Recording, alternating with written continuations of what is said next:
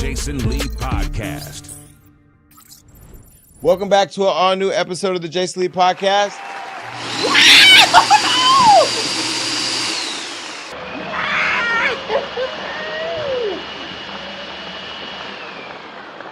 Damn, right from the jump. Because we getting it right out the gate because we made it through another crazy week. And the election is Tuesday. It is Friday today. And if you're in Stockton District 6, you can come tomorrow to see me at my office with a very special guest,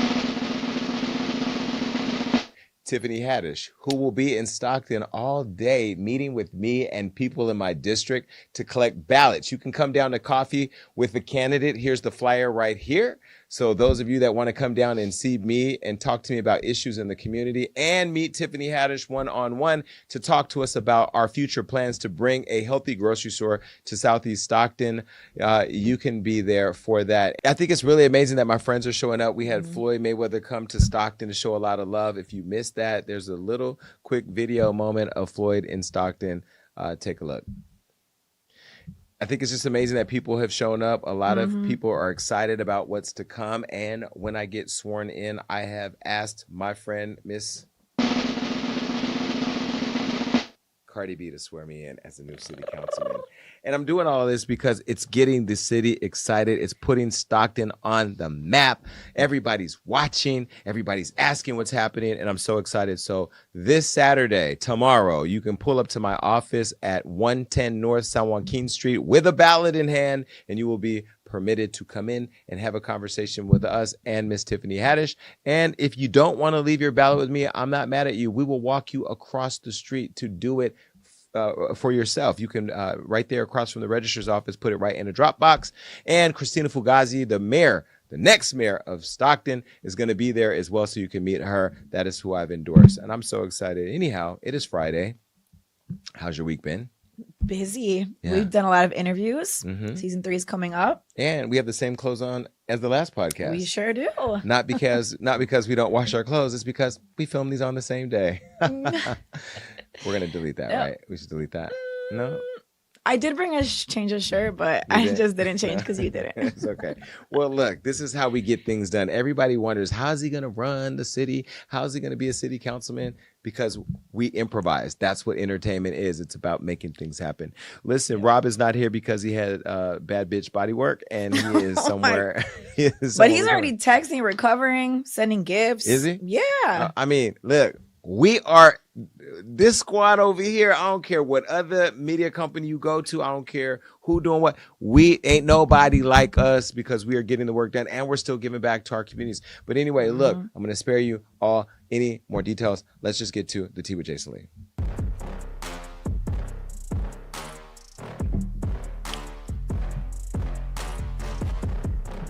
And there's a lot of you that have a lot to say in our comments at Hollywood Unlocked. And so today's a special episode where I wanted to actually bring topics that I see online and talk to you about them because I have my own opinions and we'll see what you think. Now, my question for you is, are manicures emasculating for men? Now, this is a basketball player named Jared McCain. I follow him on Instagram, and I will tell you, Jared, I love your nails. I have slid in his DMs many times in a non-sexual manner to tell him how much I respect his dedication to being authentically himself in a masculine-dominated sport like basketball. For him to paint his nails every single day and to do it and be lit on Snapchat, where I also follow him, and on Instagram, and just promoting his confidence, I think it's pretty dope. Well, my question is, do you think that it's emasculating for men to paint their nails? Because it's becoming more popular for men to do so and get manicures like me.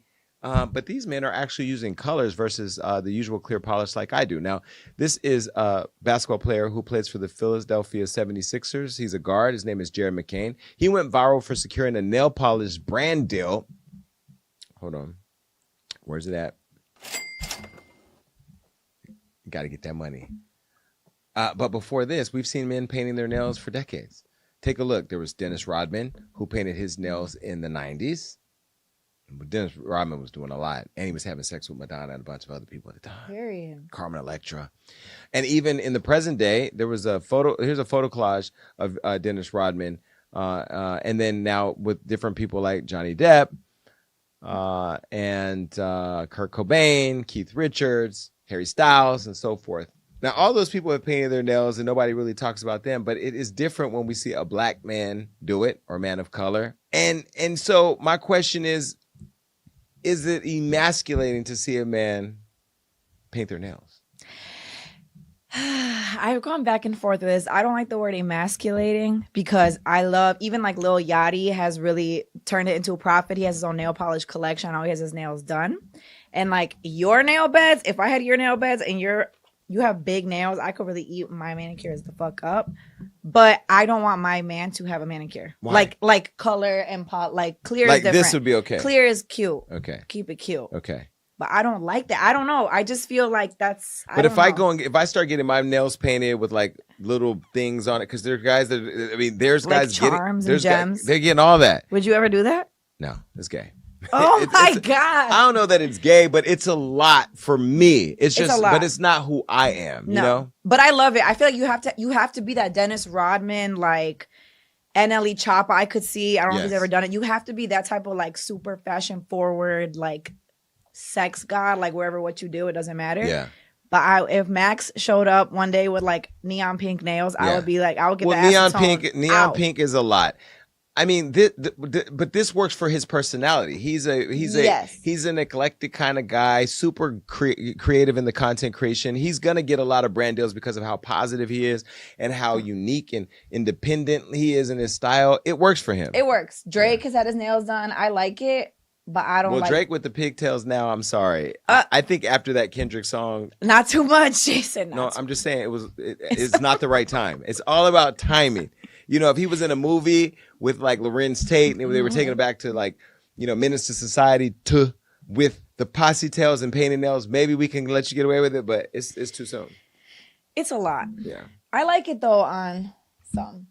Well, even in the new millennium with current generations of sports and entertainment, we now see everyone from Drake, Lil Nas X, Lil Yachty, Bad Bunny, and the like doing it. Let me show you another photo collage because it's just not just the 90s. Now, Bad Bunny got sharp edges. See? I mean, like that's like Lil Nas X and Bad Bunny, but Bad Bunny, I feel like Bad Bunny, you do a lot of gay baiting with your brand, and you know how to get the attention of people because you didn't just have a color, you had a nail set. A set. The acrylics is too much. Yeah. Color is one thing, but all these coffin, almond shape. It's too much. Never. Well, we've also seen NBA YoungBoy, A$AP Rocky, MJK, and Tyler, the Creator do it. Look. And again, these are black hip hop stars. But again, it works for MGK. It works for A$AP Rocky. It works for Tyler, the Creator. YoungBoy, I don't know. But, you know, you look like you just trying to be cool. But I don't know. You just have to be a rock star. Or you have to have a lot of money. I can't. But when you're a basketball player like Dennis Rodman or even Dwayne Wade, who's had questions about their sexuality, people have questioned Dwayne Wade's sexuality and said that maybe he's gay, bisexual, whatever. I think it's just him expressing himself and loving to do so. Do you think it's because they're basketball players or because he's a basketball player, people would question their sexuality because they're wearing their nails? Yes. With paint? Yeah. Because even when Dennis Rodman was like coloring his, you know, making the crazy hair, I feel like everyone always... You can't compare him to anybody. He's just like an alien. He's not even a human being. Would you date a man who had those types of nails? Would I date a man that, no. I mean, would I date Jared? Yes. I would date Jared. And I'm going to tell you why I did. First of all, Jared, I've been trying to get your attention. Let me just go and do it. Do your thing, TikTok. I think Jared is gorgeous, but I love his personality, and I also love his individuality. I don't know how long it would last though, because I got to meet him. I'm at an age now where like if there ain't no vibe, I don't care how cute you are. But if a guy wears makeup, and no shade to any of you with the shaded moisturizer and all the thing, like they trying to blend. Like, nah, you lay on my pillow and your face is still there when you get up. We ain't rocking. And if we go to the nail shop and you take an extra hour because you got to get not a different set, not clear, but like the set color and you can't date it. No acrylics. You know, go back to the A$AP Rocky collage. see how Rocky's is. See his vibe that matches his vibe. MGK that matches his vibe. The other two, not really sure, but you know, the nails I could deal with. Sometimes now if you got to go get your nails done and paint it all, I don't know. It's just a lot. Yeah. And in more recent times, another basketball star went viral for not only painting his nails, but for also securing a brand deal with a nail polish company. And that's the one I was talking about, Jared McCain, who plays for the 76ers. Now, he made waves on and off the court after he accepted this lucrative deal with the nail polish company Sally Hansen. Now, the deal was brokered via the name, image, and likeness NIL initiative before Jared was drafted to the NBA and still a freshman playing for the Duke Blue Devils. Despite the ongoing debate surrounding men wearing nail polish, Jared remained unapologetically himself, emphasizing that painting his nails is a form of self-care and that he will fully embrace it.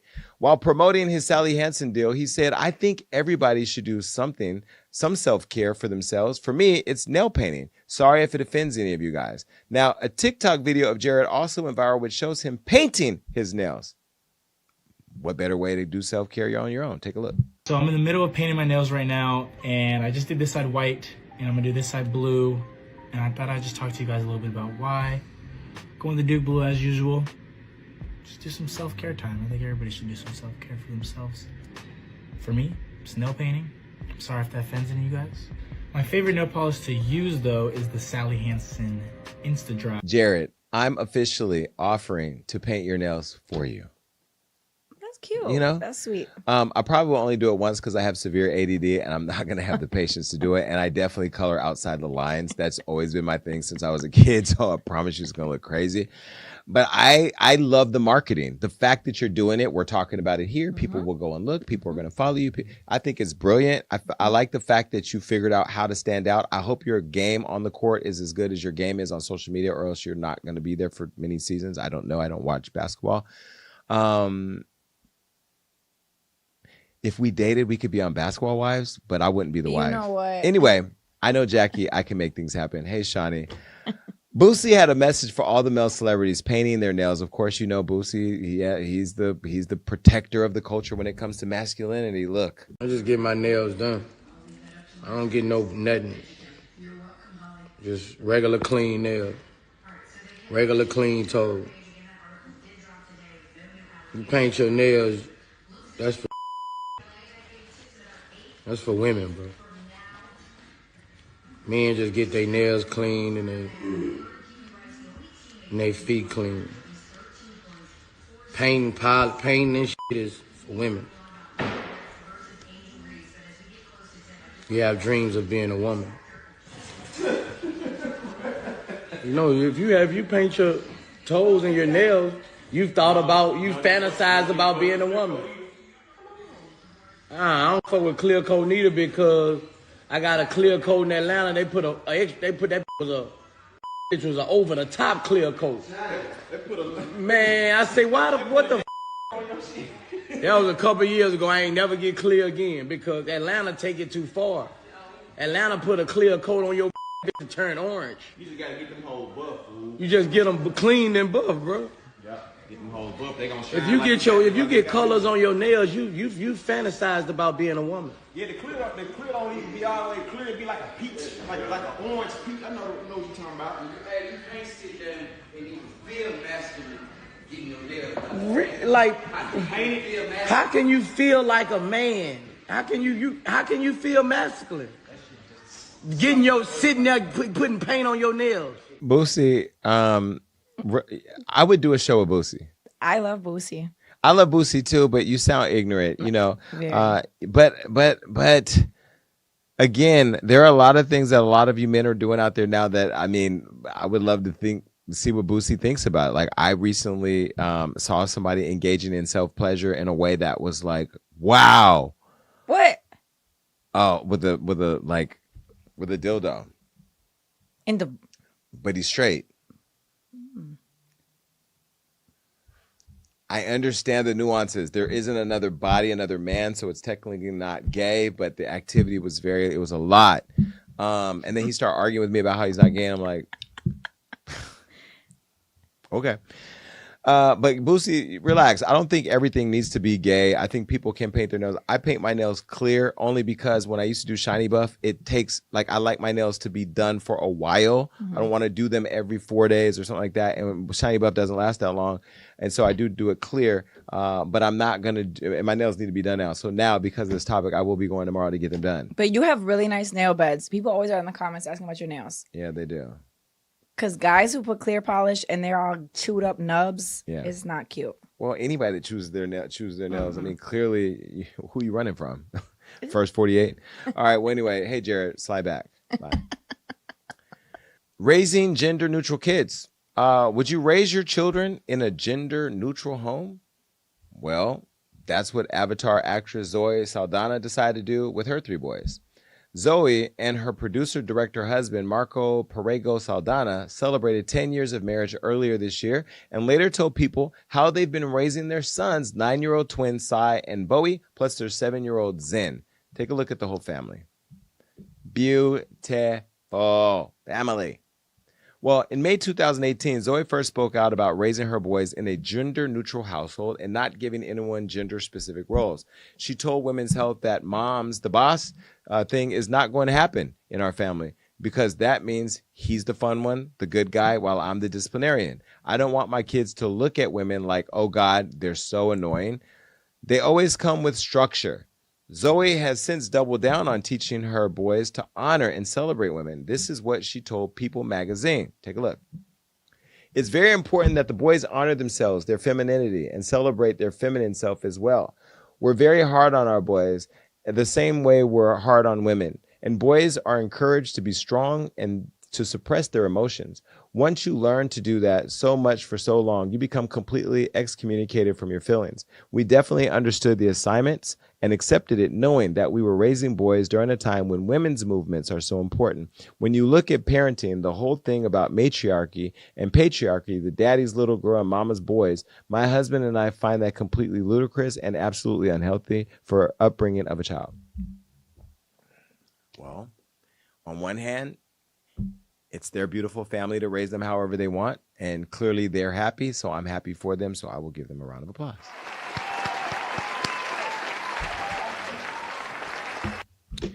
On another hand, there are a lot of you men out there that are super uncomfortable with tapping into your vulnerable side and suppressing feelings. I literally had a conversation with a friend the other day who was struggling to communicate how he was feeling because he felt embarrassed to do it with me, and I'm me.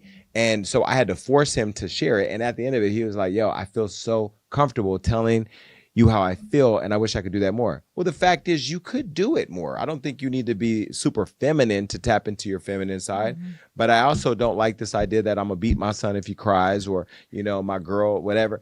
I do think that it's okay to raise your kids in a way of having a more tapped in experience with their vulnerable side. But I also don't think raising kids in a gender neutral household or gender neutrality means that you're wanting your kids to be gay, soft, a punk, or any of those other things. What do you think? I feel like that's what this headline is very like misleading because it's not forcing anything on anybody. Like I saw this first and thought like when I was little, I had Barbies, but like my theme of my birthday was like Pokemon and like very boyish stuff. I was very like tomboyish, and my parents never were like, no, put a Barbie instead in my hands. And I feel like I love men that are more like, I hate even feminine and masculine the words. I just like softer. I don't know, but I don't like the word feminine. Yeah. Well, I think that there is femininity and masculinity, and we have to talk about what that means. But like, is it masculine to paint your nails or not? I don't think it's not masculine if you paint your nails. Now, correct. You know, you go get a French tip like we were talking about it again. I don't know. Bad Bunny probably does it because he gay baits, but then again, maybe he feels comfortable there. Mm-hmm. I don't know that that's the same thing we're talking about here because I don't think we should tell our kids that they need to wear a dress to understand the feminine experience. I don't think we should tell them that they can't wear a dress, but I don't think we should push and promote anything with kids to just be anything other than kids. If you're a boy or a girl, how do you feel? Your feelings matter. You know, I don't think we should be forcing people into this idea of what being super masculine is or super feminine is, whether they're a boy or a girl. I think Zoe speaking about it is great because it's creating a conversation, but I want to know what you guys think because I'm sure some of you right now are saying, ain't no way I'm letting my son. You don't even have a kid, but you still gonna say it. All right. Anyway, bye, Zoe. Come on the show.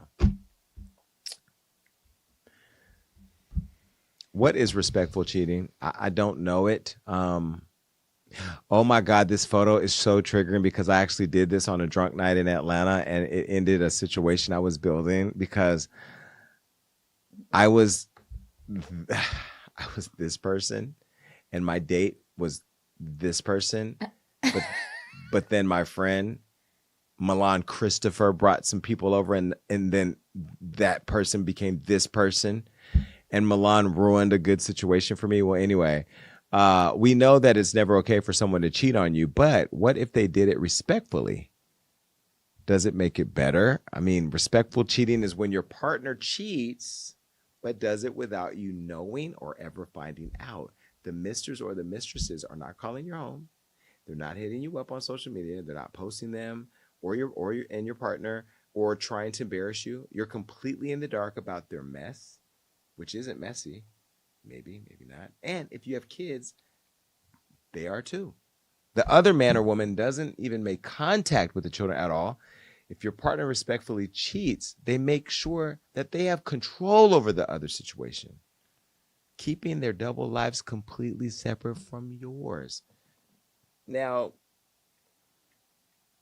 cheating is wrong and it's disrespectful regardless. But for those who can't help themselves and will cheat no matter what, which is most of all of you men, sorry, their partners believe respectful cheating is better than being messy and reckless.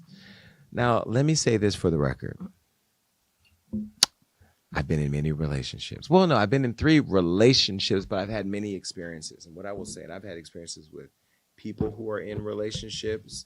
I've had situations where I've been in a relationship and refused to be with anybody else or let them be with anybody else. I've been cheated on. I've cheated after my partner cheated on me. I wrote about it in my book. I could be in a relationship with somebody now who respectfully does their thing if it's just for that thing. Meaning, to get their rocks off. You're not taking time away from our home. You're not taking time away from any businesses we build together. It has to be after we build a solid foundation. You can't build a relationship with that person or whatever, and vice versa. And it can't take away from our family unit. I think I could be okay with that. But that's not cheating. That's just an understanding of boundary. I feel like cheating is not telling the other person. Well, I don't want to know about it. Oh, you don't? Oh, no, absolutely. No, because you're going to always go over to that person's social media. You're going to always want to know what they're doing. You know, if you're that is respectful. Yeah. Like if for example, right, if we go to Brazil. It's always Brazil. Do your thing, TikTok. If we go to Brazil and, you know, you're going to go to the gym this way and I'm going to go to the beach that way, and we take an extra hour to come back, is that cheating? I don't know. Or you go to the gym and bring somebody back from the gym and we play together. I don't know. I think, again, every relationship needs to define itself for itself. I just know that most men cheat. If not all men cheat. Charlemagne the God started this thing that black men don't cheat. Well, I know now he meant that black men, in the definition of a man, is someone who doesn't cheat. But men do cheat. Because I do feel like there's some type of ego stroking, no pun intended, and there's this thing that people need to have a new experience. And I think a lot of you would have happier homes if you let your man and woman go do their thing. And honestly, most of you men won't let your woman cheat, but you want to cheat. That's the biggest deal. Now, I think if you level the playing field, and it has to be leveled in a relationship like you and Max, a woman has to be allowed to do what the man does. And that's what I'm saying. In our community, he gonna do what I'm gonna do.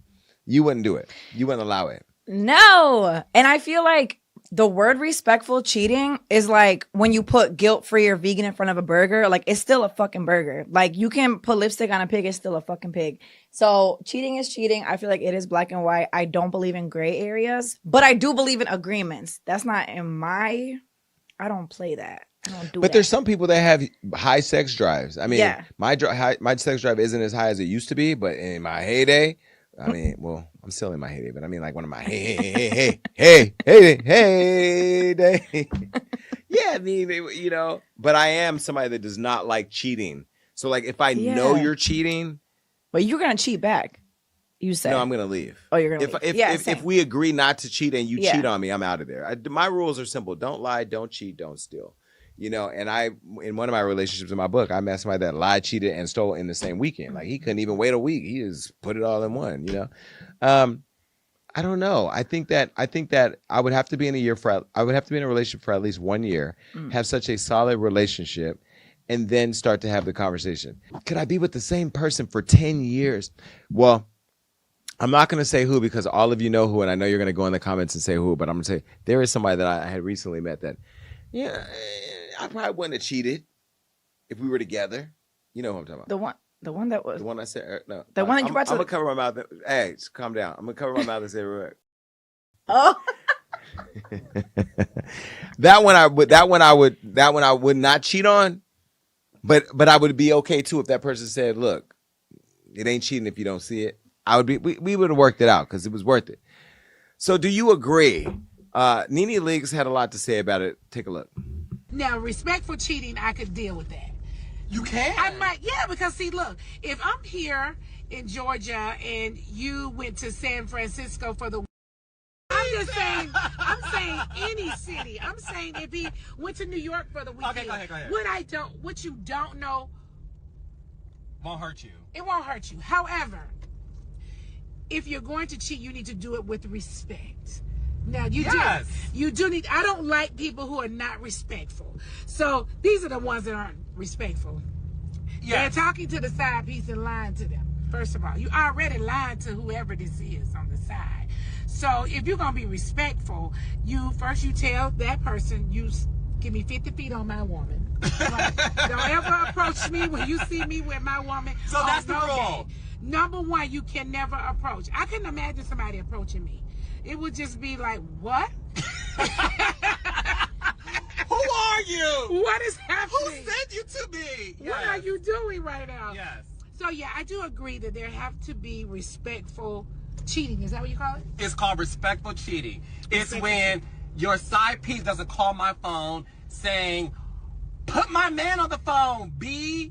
And it's like, well, dang, girl. Or posting on your social media. Yeah, or when the side piece posts the arm of the man with his tattoos so you could see the year he was born and the year of his daughter. So that you can identify that, yeah, girl, this is my man too.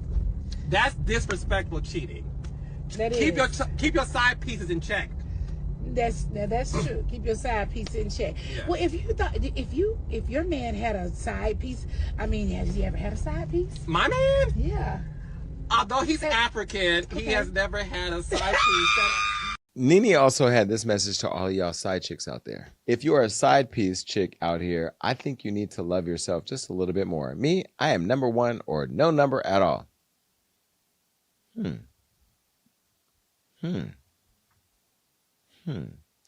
Nene, I can't wait till you come on the show because I got questions. But yeah, I will say that if you do respectfully cheat, I can never be number two.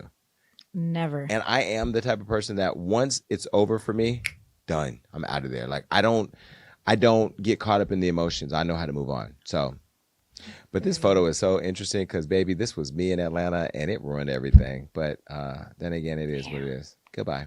We cannot afford another 4 years under Donald Trump. Last time he was in office, the amount of black Americans without health insurance spiked and our unemployment rate skyrocketed. Not to mention his botched response to COVID-19 cost us our lives and our businesses. And on a personal note, my sister was one of those people who died from COVID-19. His Project 2025 agenda would make things even worse. He plans to cut Medicare, Social Security, and overtime pay, raise our taxes while giving tax cuts to billionaires, and grant blanket immunity to police officers who commit crimes. Our lives and the livelihoods of all of us are at stake in this election, and we need to show up, and we need to vote for Kamala Harris. And although this is paid for by Harris for president, I agree with everything I just said. Well, a woman was fired for misgendering somebody at her job. Marina, what's my No, don't do that. Don't do that. What's I'm my not pronoun? saying your pronoun. It starts with that. What's it end with? See? So Marina should technically lose her job for refusing to call me by my proper pronoun. Should employers be able to fire their workers for misgendering customers? Well, one Christian woman from Apex, North Carolina found out the hard way after being fired from Starbucks 2 years ago due to misgendering. Taylor Trice's story went viral after telling TikTok about problems she ran into at her old employer when she spoke out against the adult content in Starbucks Pride Month displays. Then things got worse when Starbucks began enforcing its preferred pronoun policy. What's my pronoun? See? Taylor said she was willing to call customers by their names and avoid using certain pronouns as a sign of respect, but that using wrong pronouns went against her faith. Take a look. It's a hot mess right now, so I'm going to put the camera right here. But basically, I'm going to tell the story of how I got fired from Starbucks for my Christian conservative values. So basically what happened was June came around, and as we all know, June is the month of tasting the rainbow. And I had been working at Starbucks for about 2 years at that point, so I was used to Starbucks putting up their decorations and stuff during the month of June. And throughout that time, no one had ever made a complaint about me being homophobic, transphobic, whatever, because I'm not judging nobody. I'm just not about to go along with everything you want to do if it doesn't go along with God's word. But yeah, basically, you know, I had been used to them doing this every June. It was just that this particular year, they went a little bit beyond the rainbow and things were starting to taste sour and not sweet. So the first thing was they had like this glass wall display that was beside the cash register. And on that glass wall, they wrote like different sexual attraction definitions, right? So on the board, it would say things like a demisexual is somebody who's sexually attracted to this, and this person is someone who loves this. And I didn't shame them for it, but I was just telling them, like, you guys got to be careful. You know, we got families walking in here and kids are going to read that. And I specifically said, even if the board had said heterosexual, you know, I just feel like that just didn't need to be added to the decorations. And so people was getting all defensive, thinking that I'm just trying to be some type of homophobic Christian, and I was not. So that's when they started to get a little bit salty. But then another thing happened. Starbucks basically enforced this policy that if somebody's like transgender, like you have to go by their preferred pronouns. And for me, I was willing to call the person by their name. I was willing to avoid using pronouns. But it is against my faith to lie, even if it's the smallest lie. So that means if I see that you are a man and I call you a woman, that is lying, and that is identifying as you. Oh my gosh, I can't speak. That is identifying you as something that God did not create you to be, and it's identifying you as something that Satan wants to identify you as. And Satan's ultimate goal is to confuse you and deceive you about your identity. The other thing I want to make note of is that you should never underestimate the power of a small sin. The whole reason why we are in this mess in the first place is because someone ate the wrong piece of fruit. We should also take note of how the most horrible crimes in humanity never started off big. Like, people didn't just wake up one day and say, let's kill all the Jews. No, they had to start with small little propaganda to change the way people think and the way people speak. So with all those factors combined, I said respectfully, hey, you know, I'm willing to call you by your name. I'm willing to avoid using pronouns, but it's against my faith to lie and say that you are a woman if I know that you're a man. And what was crazy is that one night I had a dream that there was conflict at my job, and one of my coworkers was basically looking at me like, yep, like basically giving me this look like, yeah, you're in trouble. And I feel like it was God giving me a heads up that I was about to get fired, because literally the day after I had that dream, my store manager comes to me and says, you need to talk with me and the district manager. And so they were talking with me and basically telling me that there had been complaints made about me and how I guess like I'm doing things that are like homophobic or whatever. And I feel like one of the complaints that were made came from the same person that was in my dream. But as predicted, I got fired. Last thing I want to say is that I'm not saying any of this to bash my old coworkers or my old manager. I actually had a lot of fun with them and I love them, and all I want to see is them to, oh my freaking God. First of all, sorry that happened to you, but it was entirely too long. I get it. A lot. I get it. You know, I don't even know if your prayers to Jesus last that long. But what I will say is that when you ask, we are in a time of ultra sensitivity, and social media has made a lot of you Gen Zers, or I don't even know what you are at this point, very complicating people. I want to respect all people, but if I want to call you by your name and don't want to call you them, they, then, thou, and they art thou, like she don't want to call me that, I'm going to just respect that, and I want you to respect it. To stop me in the middle of a conversation and say, don't call me Sarah, call me they. No, I'm not. I'm going to call you Sarah. Your mama named you Sarah. I'm going to call you Sarah. Now, you want to change your name today? Go down there to the courthouse. Be they Rollins. If your first name is they, then I can call you they. But I think that that to me is wrong. I want to see this go to the Supreme Court. Now, I know a lot of you that look like me are going to feel some type of way because you're going to say, you're gay, you should support that. No, I do support gay people having rights, but I also support straight people having rights. I think all people need to be able to just respect people. You have the right to be they and them among your friends, but I think if somebody wants to call you by your name and doesn't outright disrespect you by calling you her or she, Sarah, can you please go call Sarah? No, don't call her. Don't call they. Go call them. Go call Sarah. Am I wrong? No, I was misgendered once. Were you? What'd they call you? Oh boy, they call me sir. When it was 2020 and I had no lashes, I had my hood up at the airport and a mask, and I guess I looked like a boy. And the lady was like, "Oh, right this way, sir." And I remember being like, I clutched my pearls, like, nah, I look like a boy. But I wasn't like, let me talk to your supervisor and blah, blah, blah. You weren't being a Karen. Correct. Yeah. And I feel like sometimes it's hypersensitive. Like, I don't feel like she should have lost her job because it's hard out here. That's kind of bold to actually fire somebody for that. But I feel like it's a lot of interesting people who work and are the customers of Starbucks, so it's not shocking for Starbucks. Yeah, but I still, anyway, look at this photo of a Pride Month display that she's talking about. Pronouns. Yeah, Okay. First of all, whoever works at this place and had this much time to figure this out and write this down, you can always mix and match. Many of our partners wear pronoun pins to help others. And at least scratch off the old chalk. I want a caramel macchiato. That's it. I want a lemon loaf to go. Not and all a white of that. chocolate mocha, no whip. This is the problem I even have where there's just too much of pushing of certain things. And again, it's too much to unpack, so I don't want to cause outrage.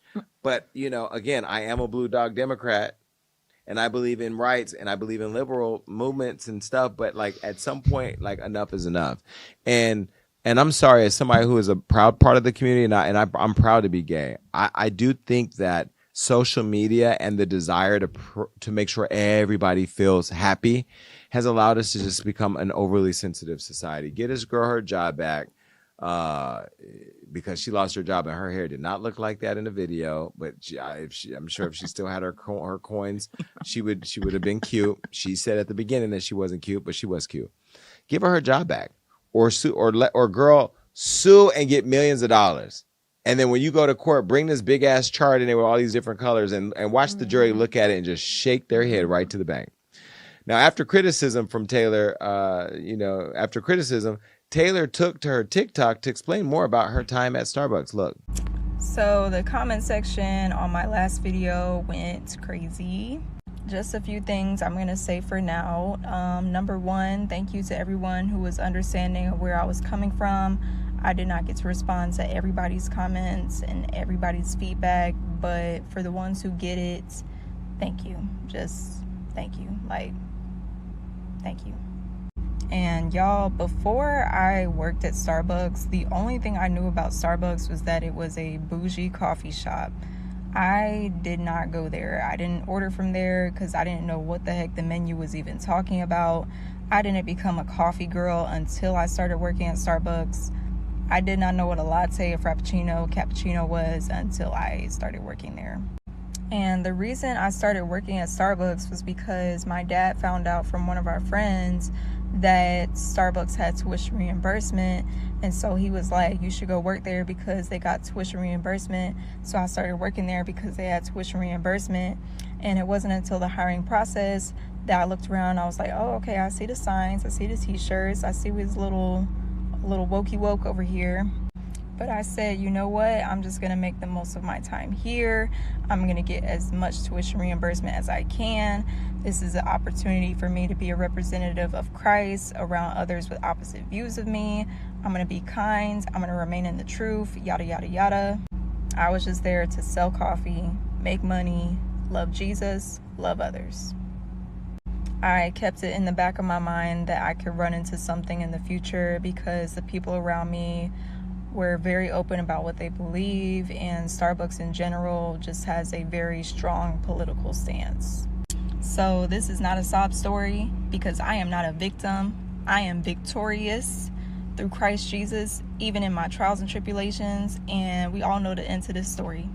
And like, I don't know if I brought this up, but this happened 2 years ago, and ever since, God has provided for me. I've been good. And I know some people were saying that I should file a lawsuit. I wasn't planning on doing that. I'm leaving that in God's hands. And then for the people worried about which location this was, like, I just feel like it don't matter. You know, I don't wish any harm on the people I worked with. And Starbucks in general has an ungodly foundation, so I try to avoid them, to be honest. And that's especially knowing what I know now about like sirens and stuff. Like, it just got too much going on. And that's all I'm gonna say for now. There's some other things that I wanted to address, but I really want to have wisdom about those things specifically before I put it out. So that's all I'm going to say for now. God bless. Good luck. Bye.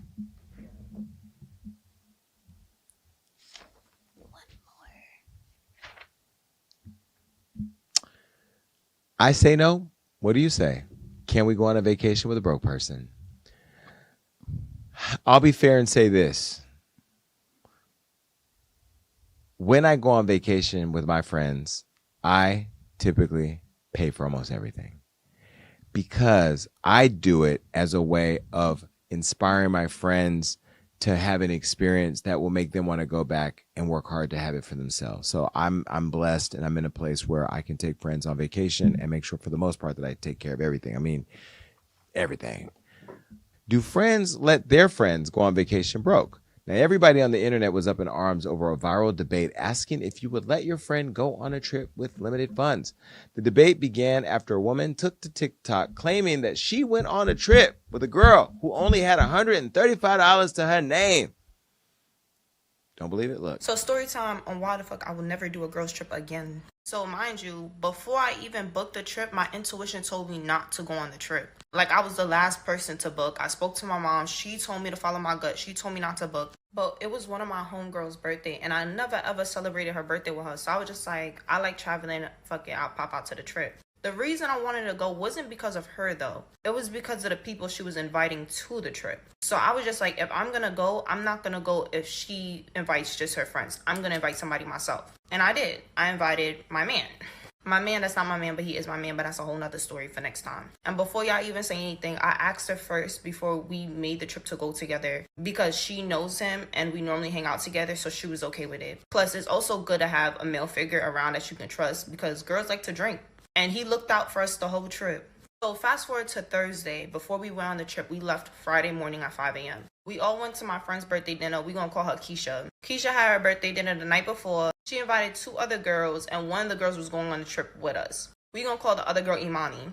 We all ordering, having a good time. But like, Imani vibe from like the very jump is throwing me the fuck off. Like, she gives like, pick me, yes man, I'm a fan type of vibe. But we ordering, we tasting food. I'm vibing with the girl that's sitting next to me. She didn't go on the trip. But when the bill came, the bill was like $798 or something like that. That's valid for 4 people. Especially since we went to a nice restaurant. Mind you, if you do the math, it was only $181 per person. My bad, this was the receipt. It was $724. So I put it on my card because like, I didn't really care. Everybody sent me their bread automatically. The other 2 girls sent me their bread. All of a sudden, her Cash App is not working. Her Zelle is not working. Her Venmo is not working. Her PayPal is not working. Her Apple Pay is not working. Talking about, oh, it must be the service. How come everybody's service was great when they sent me my bread? Now it's your turn. Your service is bad. Come to find out, this girl shorted me $46. And I was definitely pissed about it because, girl, I don't even know you for you to be owing me bread. She was like, oh, did you pay yet or can I tap? Girl, obviously you saw me put my card down for the whole bill. That's why everybody sent me the bread. I told her I paid. She showed me she only had $135 in her bank account. Why do you only have $135 in your bank account? We leave tomorrow. So I'm like, maybe she gets paid tomorrow because it was Thursday and we left on a Friday. So she sent me the bread and I got the bread of $135 and she was just like, I owe you $46. So I'm like, okay, thinking she's going to pay me tomorrow because it's Friday. Y'all, I never got that bread. And once I peeped, that's all the money she had in her bank account. Oh, I was tight. Because she texted me silently, so nobody knew she shorted me the bread. I didn't even tell the birthday girl until like 2 days into the trip. Because I didn't want to embarrass her, feel me? So we booked 2 different packages. So they booked their own package and I booked my own package with my man. So our flights was 2 different flights, but we were like an hour away from each other. On the flight, I told this boy, and I was just like, I promise you, she did not come to the trip with no bread. She shorted me $46. She only had $135 in her bank account. I don't know how much she gets paid tomorrow, but she's not giving me that bread back, and I'm already tight. Might know, she's older than me and my homegirl, Keisha. But I was like, I'm not going to let this ruin the trip. It's just $46. I'll swallow it. I'll ask her for the bread after the trip is done. We all land, we all Gucci, everything is good vibes. Like, I'm letting go of the bread, it's fine. But I already know, like, I don't like her personality and I don't like her aurora. Like, it's something about her is just, like, throwing me off. I have many reactions. First, let me ask you, would you go on a vacation with a friend with limited funds? Absolutely not. You wouldn't? Absolutely not. And I have friends in all different tax brackets. But I feel like you need to have different tiers of vacations. Like, I'm not going with my broke friends to a nice restaurant. This is not even a trip.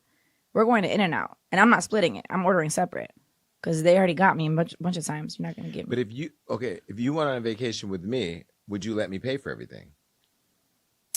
I would try to beat you to it because I know you really take hospitality very seriously and you're a good host of everything. But I would not want you to pay for everything like that. Let me first say that I have had friends that started by like enjoying it and then it became an expectation and it did ruin friendships. So that is a thing where like you can be overly generous. I mean, like I don't just take my friends to Boa Steakhouse or to Chick-fil-A. I take them to Dubai. I take them to Greece. I take them around the world, and I've taken friends all over the world. And a week in Dubai, just a flight one way, could be like $8,000 or $5,000, $6,000. That's insane per person. And you bring out 6 at a time. Yeah. So I get that there's some people that'll get taken advantage of. In this situation, I have to say something. I thank God that I don't have friends that go to TikTok when they have an issue and do that. Because everybody in that city knows who her friends are and knows who she's talking about. And all the other friends that went to Cabo are feeling some type of way because you could be next. I don't like friends that do that go viral and end up on the Jason Lee podcast because they want to talk about their friend who couldn't afford the dinner. What if that friend's mom got sick? What if that friend, something could have happened? We don't know what people are going through. And maybe you all could have had a conversation before you went on vacation to say, hey, do you got it? Because if you don't got it, don't come. Or even before you get to dinner, hey, I don't want everybody passing their credit cards at the end of the night because I don't do that either. I don't like 10 credit cards coming across the table. But putting your friends on blast, I don't know about that. No. But I also feel, and if you are that friend, because like I have been also just trying to save up money and I've turned down a bunch of stuff. Like, no thanks, I'm trying to go like save up my money. But I feel like if you are that friend that doesn't got it, you have to read the room and say that and not expect the other people to like pay for you. I would never go somewhere not having anything and expect, oh, they're just going to cover it. Yeah. Never. Yeah. Well, after sharing the story, the internet started having a whole debate. One Twitter user said this: I don't care. If one of my friends came on a trip with only $135, I would simply make sure she's straight and help with what I could during the remainder of the trip. LOL, y'all don't like your friends. Nah, your friend's not really a friend if they're going and expecting you to pay. Well, here's the deal. If your like friend, there's different levels of closeness of friends. Let's start with that. Yes. If it's Rob and he's with me, we ain't tripping. Yes. If it's, Fredo, one of my close friends, nah. Now, if it's a friend adjacent, we hang out from time to time, we will whoop, and you pull up and you expect everything to be paid for, now you lost your mind. You better have a return flight because you will be left. Well, reacting with thousands of other users, Ari Fletcher had this to say. A real friend wouldn't let her friend go out of town with $135. A real friend would tell you to stay home and prioritize what's important to get your money up. I'm not about to watch my friends spend their last for a trip. That's true too. But Ari, you got too much money, so you better take your friend. Side note: I saw Moneybagg Yo at the club, and he was in there with all his homeboys. And it's funny because when people see me, they think I'm automatically at work trying to get whatever they got. Moneybagg always shows me love, but he was so well behaved and keeping everybody away. He came, got his money wrapped, and left. Like both of them come on the show. All right, that's it for now. Kamala Harris has been working for years to improve Americans' lives, and she has made real gains for Black Americans specifically.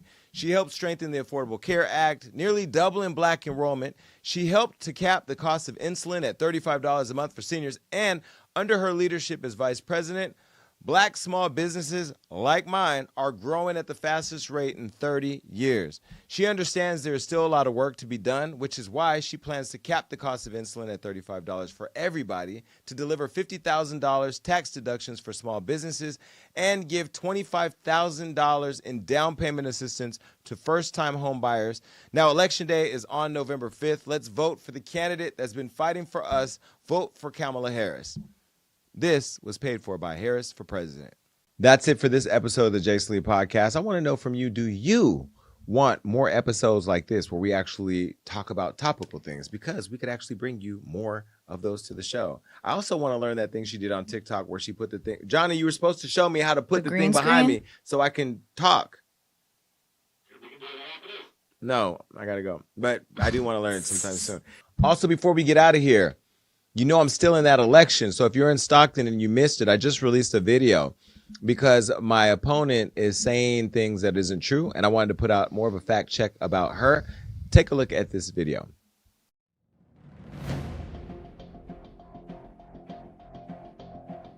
Because I've listened so much to the needs, I know through the voices of the people what's needed.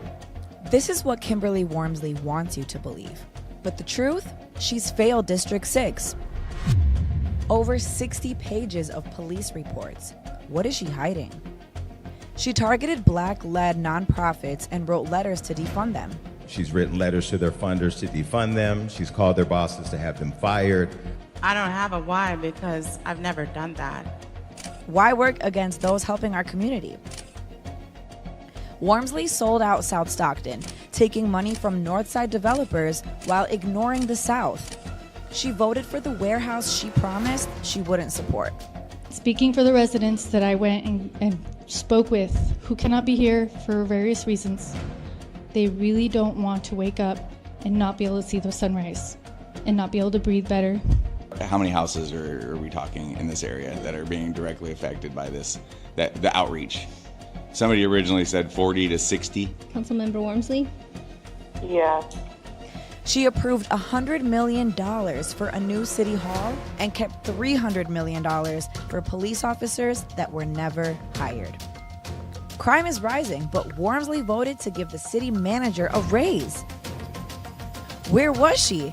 She's lost support from SEIU, police, fire, and even the Democrats. She's failed Stockton.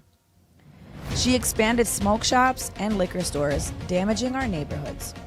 She even aligned herself with slumlords who had tenants living in terrible living conditions.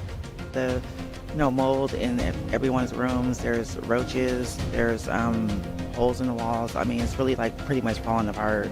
She voted against funding 70 beds for the homeless at Gospel Rescue Mission, putting all of those 70 people back on the streets. Kimberly Wormsley abandoned our community, like she abandoned McKinley Park. Crime, homelessness, and failed leadership. She's had 7 years. Why give her 4 more? Don't believe her politics. District 6 deserves better. Vote for real leadership. You can also go and get more information at therealkimberlywormsley.net. All the facts are there because, you know, for me, the T is truth, trust, transparency. That's what I'm running on. And if you're in your community anywhere in the state of California or anywhere in the United States, make sure that you are voting on or before November 5th. The election is right around the corner, literally right around the corner next week. So make sure that you are voting because your vote matters. If you don't know where your poll is, you can find it. Call your local registrar, but make sure you and your whole family, all your friends, make it a thing. Go to the polls and vote. And all of you know that are watching me, I'm endorsing Kamala Harris. If you're in Stockton, California for mayor, I'm supporting Christina Fugazi. I'm also supporting Mario Enriquez. And that's it. Until then, I'm out. Peace. The Jason Lee